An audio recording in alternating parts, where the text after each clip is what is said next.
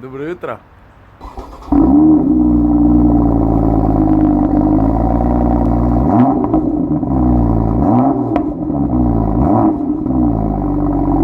Zdaj ne mi pa en reče, da to ni erotika. Še dim je šel ven. Papa M2.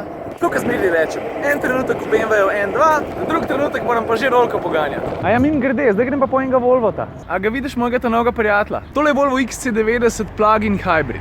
Za porabo pa Volvo pravi, da je lahko tudi samo 1,9 litra na 100 km. Saj je vsem jasno, da je to bolj teorija kot praksa, ampak bojda zna biti ta avto res varčen. Ok, jaz mislim, da sem za začetek dosti povedal. Pa ker smo že glih pri Volvotih, še malo njihove retro scene. Za tiste, ki se malo manj spoznate, tole je 480 turbo. Pa veš, kaj še lušen videti?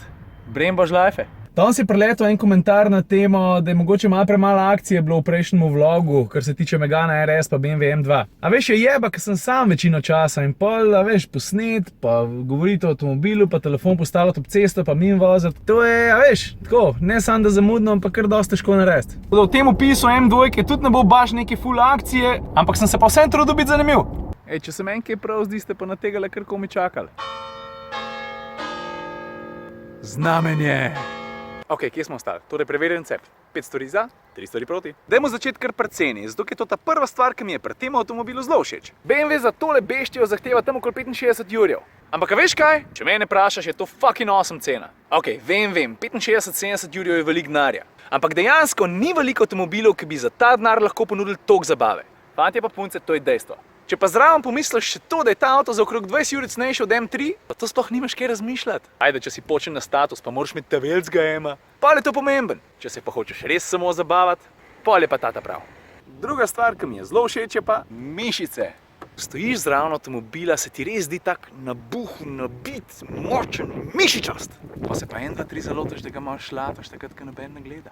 Ne, resno, lejte fukiš boke. Pa moja očala čudno zgledajo zdaj. Ta tretja stvar, ki je pa pri M2 kul, je pa njegova kompaktnost. In če je avto razmeroma kratek in ima tudi s kratkomedosno razdaljo, je to tako fajn. Ta občutek lahkotnosti je poudarjen in ga še z večjim veseljem mečeš iz ovinka v ovink. In veš, kaj je najbolj smešen? Pizda, nisem ziher, če ne bi jaz raje imel M2 kot M4. Ne res, brez jebancije. A veš, pa se pa zdajle en z M4 in pripel bo rekel, ok, kjer ga boš, tega lunga? Mene bi pa sam panika zagrabila, pa bi začel. Ne, se bi dajš tebe, se ti si boljši, se ti si lepši, se ti si močnejši si, pa bolj greš. Ne, zabavam se, rajš bi M2. Verjeten. Četrta stvar je pa njegov motor. Ne biti zdaj smotan, pa ne haube odpreti, no. 1, 2.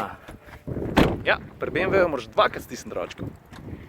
Tada! Ne bom preveč kompliciral. Motor je prisilno poln, ima 3 litre, pa 6 valjev. Pa glede na to, da mu dihati pomaga turbinski polnilnik, je odziven k pras. Lahko bi rekel, da je skoraj perfekten, sploh v tem avtomobilu. Pa še melodija, ki je sposobna zaigrati s 4 izpuhi, je... Kada te ne mara čist dost, ampak mu po eni strani všeč, da ste skupaj. Nič ne bom rekel, sam poslušajte. 1, 2, 3, 4, ajde komu trdeli, trebuš neki. Ta peta, najpomembnejša stvar, ki mi je všeč pri tem avtomobilu, so pa valjda vozne lastnosti. Mislim, jasno je, da je malo trd, pa da je malo neodoben, pa da ni, a veš, ne? Ampak stari, kad ta avto pritegneš čez ovink, ta avto se s takšno lahkoto uvrsti med 10 najboljših športnih avtov, kar sem jih kdaj peljal, da to sploh smešen ni. Ok, ker je razmeroma lahek, pa ima 380 konjev, je njegova ritka kar nervozna. Lega. Tudi ta njegova živčnost je pravzaprav dobrodošla, ker imaš feeling, da voziš neki živga. In pol, kad ti ga enkrat uspe malo na pošrek spraviti, to ni neka nasilna stvar. Vse skupaj se zgodi s tako lahkoto. Jaz temu rečem, kot da bi putrček namazal na kruh, veš? Po mojem najbolj zaključen, zato ker jaz bi v teh voznih lastnostih pa vseh teh stvari, ki jih ta avto zna, lahko govoril še